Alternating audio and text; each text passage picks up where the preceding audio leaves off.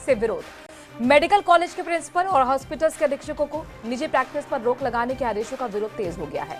आज Sawai Mansingh medical college से attach तमाम हॉस्पिटल्स के अधीक्षकों ने प्रिंसिपल डॉक्टर दीपक महेश्वरी को सामूहिक इस्तीफे सौंप दिए। चिकित्सा शिक्षा विभाग के हालिया आदेशों के बाद ये सामूहिक इस्तीफे दिए गए हैं। चिकित्सा विभाग के आदेशों में सुपरिटेंडेंट्स को प्राइवेट प्रैक्टिस करने की मनाही की गई है। RMCTA के बैनर तले अधीक्षक लामबंद हुए। इससे पहले 11 नवंबर को जारी आदेशों का Rajasthan medical college teachers association ने सरकार के इस फैसले का विरोध किया था। इसे क्लिनिकल चिकित्सकों को हाशिए पर धकेलने वाला बताया था। आज इसी पर करेंगे चर्चा, लेकिन उससे पहले ये रिपोर्ट देख लीजिए।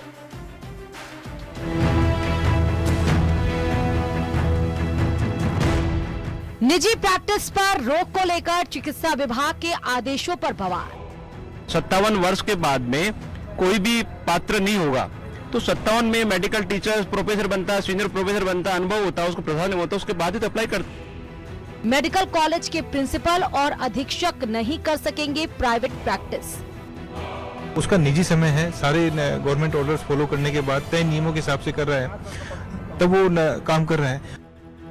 जयपुर में सरकारी हॉस्पिटल के अधीक्षकों के सामूहिक इस्तीफे कि 2 दिन में ही पूरे 12 जो हॉस्पिटल अटैच्ड हैं SMS मेडिकल कॉलेज से, उनके सभी अधीक्षकों ने एक साथ इस्तीफा आज प्रिंसिपल साहब को सुपुर्द किया है। डॉक्टर्स ने निजी प्रैक्टिस पर रोक का किया विरोध। तो बंद कमरों में अचानक से इस तरह से ऑर्डर आएंगे तो यही गंभीर स्थिति होगी कि सभी डॉक्टर्स एक साथ काम करना छोड़ सकते हैं। डॉक्टर्स ने सरकार के फैसले को एक तरफा बताया। मंत्री महोदय से हमारी वार्ता हुई है। मंत्री महोदय ने सकारात्मक वार्ता का उन्होंने पहल की है। उन्होंने कहा कि निश्चित रूप से SMS पे बहुत बड़ा बर्डन है। SMS नॉर्थ इंडिया का बहुत बड़ा हॉस्पिटल्स है, पेशेंट बर्डन भी बहुत है, तो कैसे हम इसको ठीक कर सकते हैं मिलके। कल उन्होंने हमको समझ दिया है, कल मेडिकल कॉलेज आएंगे, सेक्रेटरी साहब सबसे वार्ता करेंगे, आपके साथ बैठेंगे। निजी प्रैक्टिस पर रोक, इस्तीफे से विरोध।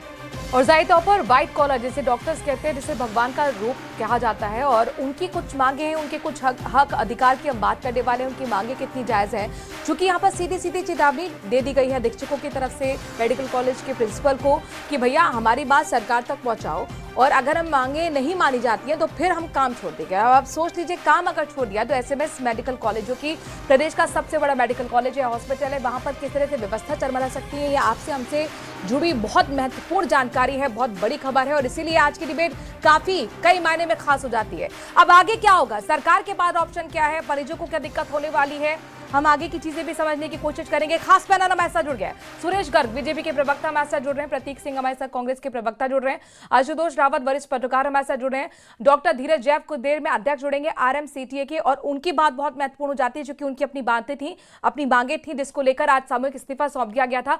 बहुत स्वागत आप सभी मेहमानों का। सबसे पहले प्रतीक जी, मैं आप ही की तरफ आते हुए कि ये आपने तमाम डॉक्टर्स की बाइट सुनी होगी, और SMS हॉस्पिटल में जो सब कुछ आपने देखा कि क्या कुछ हुआ है, वो अपनी मांगे कह रहे हैं कि भैया 57 आपने एक बार लगा दिया, हम अधीक्षक के लिए कैसे अप्लाई करें, ये तो काम करते करते हमारी इतनी उम्र हो जाती है। दूसरी उनकी सबसे बड़ी मांग थी कि निजी प्रैक्टिस जो है उस पर रोक लगाना हमारे लिए ठीक नहीं है, एक तरफा ही फैसले लिए। विपक्ष के तौर पर आप इस मुद्दे को किस तरीके से देखते हैं? देखिए मनु जी, जब से बीजेपी की सरकार आई है, राजस्थान में जो स्वास्थ्य तंत्र है वो पूरी तरीके से वेंटिलेटर पे है। चाहे आप SMS अस्पताल की बात कर लीजिए या आप कहीं की भी बात कर लीजिए, ना जनता को इलाज ढंग से मिल पा रहा है। और सीकर में आज ही की खबर है कि एक व्यक्ति बंदूक लेकर के अस्पताल में घुस जाता है, तो ना तो सुरक्षा की व्यवस्था है, ना डॉक्टरों की सुरक्षा की कोई व्यवस्था है। और अगर डॉक्टरों को कुछ चीज कोई आपत्ति है तो सरकार को उसका सॉल्यूशन निकालना चाहिए। हमारी सरकार के समय भी अब हम RTH लेकर के आए थे और डॉक्टरों को आपत्ति थी, तो हमने उसका सॉल्यूशन निकाला था, और सॉल्यूशन निकाले, और जो आम जनता है उसको ये प्रॉब्लम नहीं हो, और जो जिस तरीके से सुचारू रूप से स्वास्थ्य सुविधाएं वो चलती रहे। सरकार को इसके लिए सुनिश्चित करना पड़ेगा और करना भी चाहिए। लेकिन क्या है कि स्वास्थ्य मंत्री जी तो अपने महल में बैठे रहते हैं, महल से बाहर निकलने की उनको फुर्सत नहीं है। मुख्यमंत्री जी जो है वो दिल्ली दरबार में हाजिरी लगाते रहते हैं, वहां से उनको फुर्सत नहीं है। तो ये स्वास्थ्य महकमा सिर्फ भगवान के भरोसे चल रहा है, और इसीलिए ये देख लीजिए कि आए दिन कोई ना कोई या तो घटना होती रहती है, या भी आप देख लीजिए डॉक्टर किस तरीके से हड़ताल पे बैठने की बात कर रहे हैं। सुरेश गर्ग जी जवाब देना चाहेंगे? यहाँ पे डॉक्टर सीधे सीधे कह रहे हैं, जो अधीक्षक हैं उनका कहना है कि भैया एक तरफा फैसला ले लिया आपने, स्टेक होल्डर्स कम से वो जो बातचीत तो करते। देखिए देखिए मनु जी, ऐसा कुछ नहीं है। देखिए हमारे लिए डॉक्टर्स भी महत्वपूर्ण है और मरीज भी महत्वपूर्ण है। मरीजों के लिए, मरीजों की व्यवस्था के लिए भी बहुत जरूरी है, तो उसी को ध्यान में रखते हुए निजी प्रैक्टिस के लिए बंद किया होगा। और इसके बाद में डॉक्टर्स का प्रतिनिधि मंडल है वो हमारे मंत्री जी से मिला है और उनकी जो भी चीज है, उनके जो भी सुझाव है उसको निश्चित रूप से मान लिया जाएगा। लेकिन मैं आज कांग्रेस के प्रवक्ता से ये कहता हूं कि हमारी सरकार आने के बाद में तो हमने बहुत कुछ कर दिया। 22 महीने के अंदर हमने यहाँ पे सुशासन दे दिया है। 22 महीने के अंदर हमने तो बहुत डेवलपमेंट के काम कर दिए। अभी रिसेंटली इसका पता लगा है, जिस तरह से नरेंद्र मोदी जी ने 11 साल में हिंदुस्तान में क्या चेंज किया, वो बिहार का प्रमाण है, बिहार के अंदर प्रमाण है। अरे भाई यही, अब देखिए यही स्थिति है इनकी मनु जी, यही स्थिति है कि अंता, अरे इसके पहले भी 8 चुनाव हुए भाई, लोकसभा भी हुए थे, वो भी याद कर लीजिए। तो इसका मतलब आप लोकसभा भी हुए थे ना? तो इसका मतलब आप ये तो मानते हो ना, अंत में मतलब दूसरे और वोट चोरी नहीं हुई, दूसरे और तीसरे नंबर के लिए लड़ाई चल रही है अंत में। मनु जी, अंत में इसका दूसरे और मतलब ये तीसरे है कि इन्होंने ये स्वीकार कर लिया कि वोट चोरी हुई है, इसलिए राहुल गांधी से पूछियो ना फिर। अरे वोट चोरी हुई है इसलिए कम अंतर में जीते, नहीं तो और ज्यादा अंतर होता। यही स्थिति है, ये सुनने की कोशिश नहीं करते, फिर जनता इनको नकार देती है। जनता इसीलिए अभी नकारा है, जनता ने नकारा है अभी बिहार के अंदर।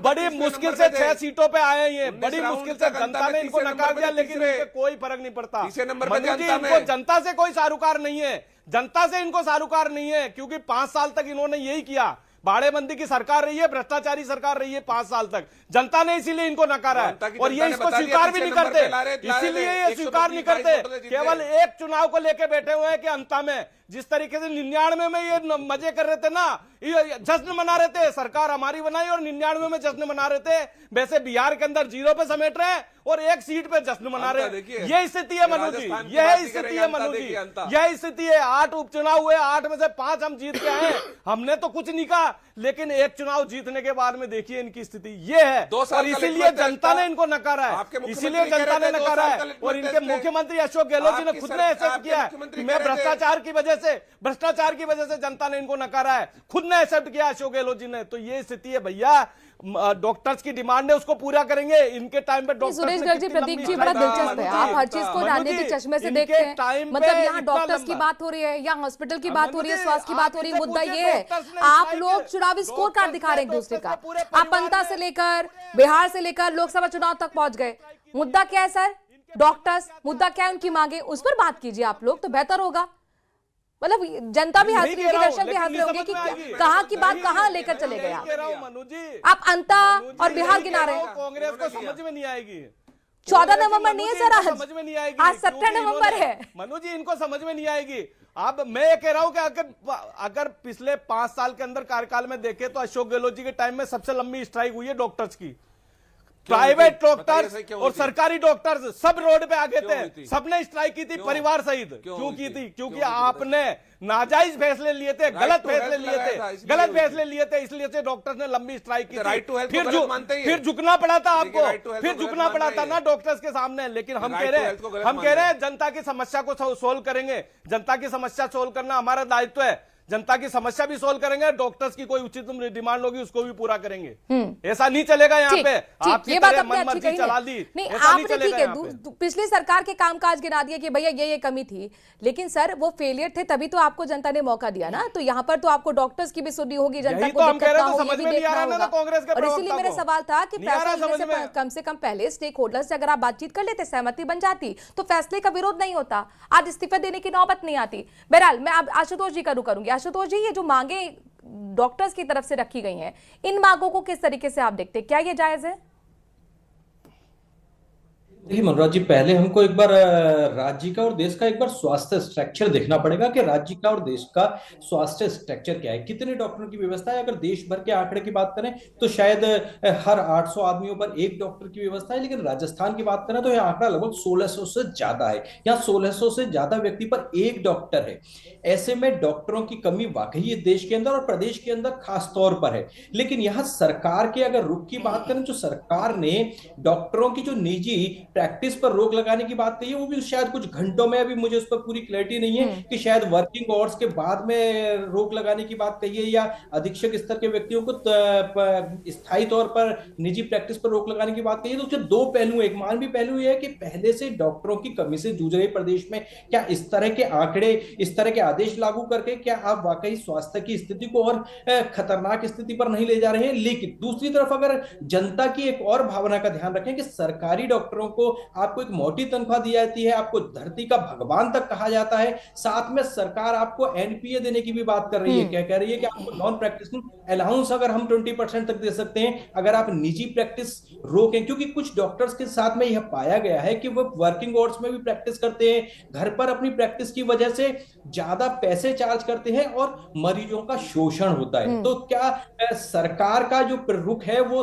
वाकई जन भावनाओं के अनुरूप है या डॉक्टरों की अपनी जो पहले से कमी से जो राज्य जूझ रहा है? आशुतोष जी, यही तो मेरा सवाल था कि ये भी दोनों चीजें देखने अब आप सोचिए अधीक्षक जैसा पद कितना जिम्मेदारी वाला पद होता है, जिसमें आपको व्यवस्था बनानी पड़ती है। भाई कितने डॉक्टर्स हैं, कहीं कमी पेशी तो नहीं रह गई है, कितने बेड हैं। अगर वही अधीक्षक प्रैक्टिस निजी करेगा तो उसका फोकस तो भटकेगा ना, काम प्रभावित होगा। तो ये चीजें तो सरकार ने पहले से सोची होंगी जब यहाँ पर इस व्यवस्था को, इस आदेश को लागू किया गया। बिल्कुल बिल्कुल, मुझे लगता है कि शायद सरकार ने ही सोचा होगा। देखिए, देश भर में राजस्थान पहला ऐसा राज्य नहीं है जिसने इस तरह की रोक लगाने की बात कही।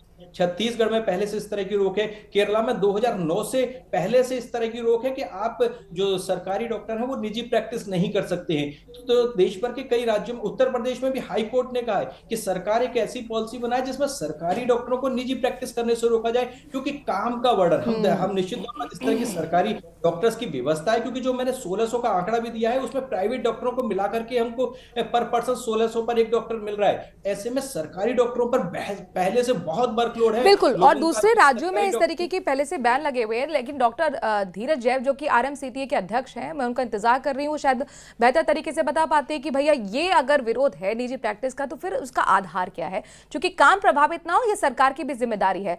लेकिन यहाँ पर सुरेश जी, मुझे आप ये बताइए, जब ये आप लोगों ने आदेश दिया होगा तो जाहिर तौर पर इस चीज पर जरूर इस पहलू को ध्यान में रखा होगा, जिस तरह से एसएमएस हॉस्पिटल में अग्निकांड हुआ था और बड़े बड़े जिम्मेदार पद पर किस तरीके का वहां पे काम एक लैक मिला, उसका एक बड़ा कारण बना, ये रिपोर्ट में भी सामने आया है। लेकिन अब जब विरोध हो चुका है डॉक्टर्स की तरफ से, तो आगे आपके पास क्या ऑप्शंस है, क्या सरकार करने जा रही है? देखिए मनु जी, आपने बहुत सही क्वेश्चन किया है कि भाई एसएमएस हॉस्पिटल के अंदर अग्निकांड हुआ था। ये सब चीजों को ध्यान में रखते हुए अगर मान लो अगर सरकार ने कोई डिसीजन लिया तो डॉक्टर्स को हमारी हेल्प करनी चाहिए। अगर निजी प्रैक्टिस करके अगर मान लो आउटडोर में आप अपना काम कर रहे हो या आप जो एडमिनिस्ट्रेटिव वर्क है वो काम कर रहे हो तो वो जनता को राहत मिलेगी। फिर भी हम ये कह रहे हैं कि अगर डॉक्टर्स की कोई समस्या है तो आके बैठिए, बातचीत करिए, अगर कोई उसका समाधान निकलता तो निकालेंगे उसका समाधान। लेकिन हमारे लिए डॉक्टर्स के साथ साथ जनता भी सर्वोपरि है, मरीज भी हमारे लिए सर्वोपरि है। हमारे लिए मरीज भी सर्वोपरि है कि मरीज इधर उधर भटके नहीं, मरीज परेशान नहीं हो। तो उन चीजों को भी ध्यान में रखना जरूरी है मनु जी, और उसी को ध्यान में रखते हुए ये चीज का फैसला लिया है। फिर भी हम ये कह रहे हैं कि आइए, प्रतिनिधि मंडल हमारे मिनिस्टर साहब से मिले हैं, मिनिस्टर साहब ने इनको आश्वासन दिया है कि जो भी इसमें कोई संशोधन करना होगा तो वो निश्चित रूप से करेंगे उसको। लेकिन कुल मिलाकर उन्होंने चेतावनी भी दे दी है कि हम तो काम भी छोड़ सकते हैं अगर हमारी सरकार मांगे नहीं मानेगी। बहरहाल कल का दिन बहुत महत्वपूर्ण है, क्योंकि मेडिकल एजुकेशन के जो सचिव है उनके साथ एक बैठक खिफसर ने बुलाई है। तो सभी की निगाह इस बात पर टिकी हुई है कि कैसे बनाया जाएगा डॉक्टर्स को, क्योंकि पहले इस्तीफे तो सामूहिक तौर पर दे दिए गए हैं। प्रदीप जी, चूंकि आपने भी एक बहुत बड़ी योजना लेकर आए थे जिसका आप आज तक गिनाते हुए नजर आते हैं, मौजूदा सरकार पर आरोप भी लगाते हैं कि भैया इतनी अच्छी योजना थी, 25 लाख का बीमा मिल रहा था लोगों को, उसको रोक दिया गया। लेकिन उस बीमा को लागू कराने के लिए भी आपको एड़ी चोटी का जोर लगाना पड़ा था। डॉक्टर्स का कितना बड़ा विरोध प्रदर्शन कितने महीने तक चला था वो हम सबने देखा है। तो ऐसे में अब सरकार, विपक्ष के तौर पर सरकार को क्या सुझाव देना चाहेंगे? ये जो यहाँ पर मांग है डॉक्टर्स की, क्या आपको ठीक लगती है? अगर ठीक लगती है तो फिर किस तरीके से, क्या बीच का रास्ता होना चाहिए?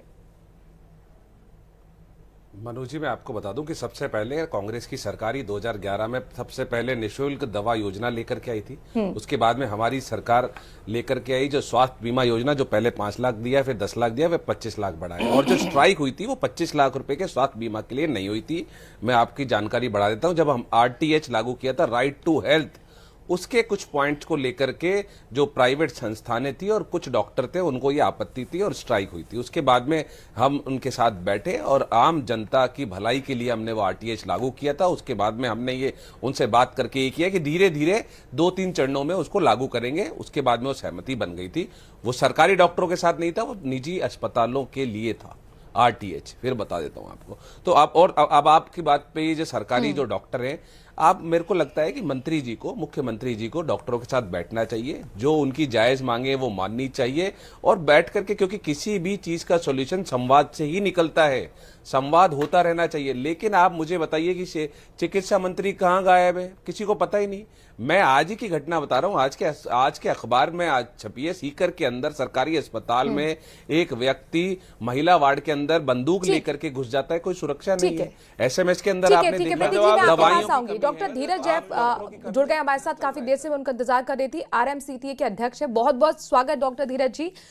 चूंकि आपका एक डेलीगेशन पहुंचा भी था गिरफ्तार से मुलाकात करने के लिए, चिकित्सा मंत्री से आपने बातचीत भी की है, क्या रहा आज की बैठक में? साथ ही मुझे ये बताइए कि आपका विरोध किस चीज को लेकर है? देखिए, जो भी चिकित्सा शिक्षा ग्रुप 1 में एक सर्कुलर जो आया हमारे वहां कि जो मेडिकल सुपरिटेंडेंट और प्रिंसिपल्स होते हैं उनके उन्होंने निर्धारण किया है कि वो उनका एक्सपीरियंस होना चाहिए, 3 साल एडीपी रहने चाहिए, सुपरिटेंडेंट रहना चाहिए, तब जाके वो प्रिंसिपल के लिए अप्लाई करेंगे। और एक एज रखा उन्होंने, 57 क्राइटेरिया एज का रखा, 57 से अबव वाले उसमें आप भाग नहीं ले सकते। जब रिटायरमेंट एज 65 है, प्रशासनिक पदों में 62 दे रखा है, एनएमसी के हिसाब से 70 साल आप काम कर सकते हैं, तो 57 की एज कहां से आ गई? कोई प्रशासनिक अपना अनुभव चाहता है, सुपरिटेंडेंट बनना चाहता है, प्रिंसिपल बनना चाहता है, तो क्यों नहीं अप्लाई करे? वो 57 की एज कहां से आ गई? दूसरा, आपने कहा कि जो सुपरिटेंडेंट हैं, प्रिंसिपल्स हैं, वो यूनिट हेड नहीं बनेंगे और अपने कार्य का हॉस्पिटल्स में या मेडिकल कॉलेज में आप चौथाई, केवल 1/4 आप टाइम देंगे, बाकी टाइम नहीं देंगे आप। तो मरीजों के हित में और जो मेडिकल स्टूडेंट्स हैं, पीजी हैं, रेजिडेंट डॉक्टर्स हैं, उनके हित में ये चीज ठीक नहीं है। एनएमसी कहीं नहीं कहती, एनएमसी क्राइटेरिया नहीं है ऐसा भी। ये सरकार के अपने क्राइटेरिया बनाए कि 57 एज होना चाहिए और मेडिकल सुपरिटेंडेंट और प्रिंसिपल प्रैक्टिस नहीं करे। आज तक देखिए, मेडिकल इतिहास में एसएमएस में जितने भी सारे बड़े प्रैक्टिशनर्स हुए हैं, डॉक्टर धारकर से लेके डॉक्टर जेपी ऋषि से लेके डॉक्टर अशोक पनगेड़े से लेके माने हुए विश्व के विख्यात डॉक्टर्स थे और उन्होंने एडमिनिस्ट्रेटर मेडिकल कॉलेज के प्रिंसिपल्स रहे, सुपरिटेंडेंट्स रहे और अच्छा काम किया। तो अभी ऐसी कौन सी मारामारी हो गई कि आप उनको प्रैक्टिस के लिए मना कर रहे हैं? जो डॉक्टर प्रैक्टिस नहीं करेगा, डॉक्टर हाथ काट देंगे। आप मरीज देखते हैं घर पे, अपने समय निकाल के घर पे जाके मरीज देखते हैं समय के अलावा। यदि कॉलेज टाइम में, हॉस्पिटल टाइम में कोई प्रैक्टिस करता है, सरकार उसके खिलाफ कार्रवाई कर सकती है। आरएमसीटी उसका उनके सरकार के साथ में, सरकार का कदम है कि हॉस्पिटल ठीक चले। हम भी चाहते हैं कि हॉस्पिटल्स की व्यवस्था अच्छी हो, प्रशासनिक पदों में भी जो डॉक्टर्स हैं काम कर रहे हैं वो अच्छा काम करें, सरकार उनका सहयोग करे और डायलॉग करे, एक बार बैठ के बातचीत तो करे। ठीक है धीरज जी, आपके सवाल का जवाब मैं ले लेती हूँ।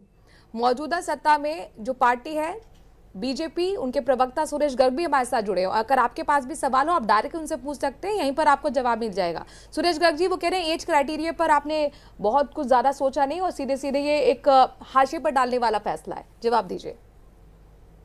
नहीं, देखिए मनु जी, इनकी बात को मैंने सुना है। इनका प्रतिनिधि मंडल आज हमारे चिकित्सा मंत्री से भी मिलकर आया है। चिकित्सा मंत्री ने पूरा आश्वासन दिया है कि जो भी आपकी डिमांड है, जो भी जायज डिमांड है, उसको स्वीकार किया जाएगा। ऐसा नहीं है, हमारे लिए डॉक्टर्स भी सर्वोपरि है और मरीज भी सर्वोपरि है। दोनों को हितों में ध्यान में रखते हुए काम करेंगे। लेकिन मैं कांग्रेस के प्रवक्ता से ये पूछना चाहता हूं कि इन्होंने कहा कि जो चिकित्सा मंत्री, अरे जब प्रतिनिधि मंडल आज मिल रहा है चिकित्सा मंत्री से, इसका मतलब चिकित्सा मंत्री जयपुर में है, चिकित्सा मंत्री का पूरे संज्ञान में है। तो आप बताइए कहां से ये न्यूज लेके आए कि साहब चिकित्सा मंत्री तो जयपुर में है ही नहीं। दूसरा इन्होंने, सुनो अपने महलों में वो, अरे मनोज जी इनको सुनो, इनको इनकी आदत नहीं है सुनने की, मैं बता रहा हूं। फिर इन्होंने कहा साहब हमारी योजना, इनकी योजना थी चिरंजीवी योजना। मनु जी, आपको ध्यान होगा कि इन्होंने 25 लाख रुपए की चिरंजीवी योजना लागू की थी।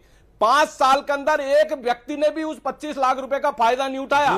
लेकिन 186 करोड़ रुपए साल का प्रीमियम देके इन्होंने 186 करोड़ रुपए साल का भ्रष्टाचार किया। इन्होंने एक सिंगल व्यक्ति ने भी 25 लाख का फायदा नहीं उठाया। लेकिन 186 करोड़ रुपए का, इसी तरीके से किसानों का फसल बीमा योजना थी, किसानों के 380 करोड़ रुपए प्रतिवर्ष झूठ में बोलने की किसानों आदत फसल है बीमा बीजेपी थी। वालों को। हमने वही फसल बीमा 180 करोड़ रुपए में, जो 380 करोड़ तभी अखबारों में छप रहा है, तभी अखबारों में छप रहा है, तभी अखबारों में छप रहा है कि प्रीमियम ले लिया और पैसा नहीं दिया। 180 करोड़ रुपए में तभी अखबारों में छप रहा है कि प्रीमियम ले लिया और पैसा नहीं दिया यह है किसानों इनका को। भ्रष्टाचार का नमूना।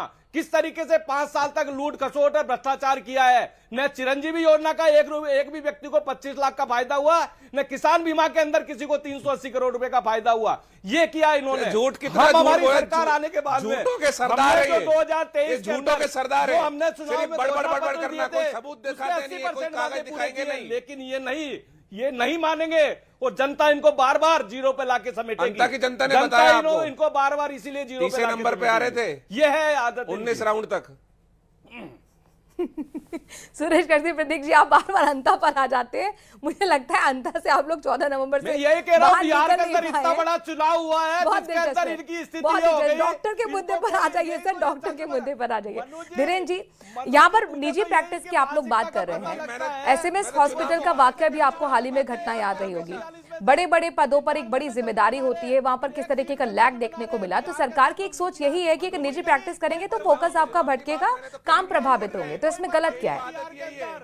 जनता ने नकार दिया, एक भी सीट नहीं है, कोई परवाह नहीं इन लोगों को। मनोज जी, आप मुझसे पूछ रहे हैं? धीरज जी से मेरा सवाल है। अरे आप लोग अंता पे फाइट करते रहिए, मैं वॉल्यूम डाउन कर दूंगी। धीरज जी, ये मेरे समझ में नहीं आया।